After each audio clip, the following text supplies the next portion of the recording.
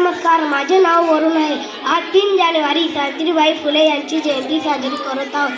सावित्रीबाई फुले यांची जन्म 3 जानेवारी 1831 रोजी सातारा जिल्ह्यातील नायगाव इथे झाला.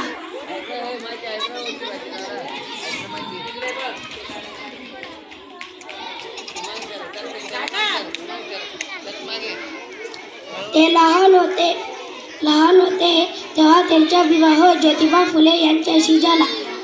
ज्योतिबांनी त्यांना लिहा व वाचायला शिकवले.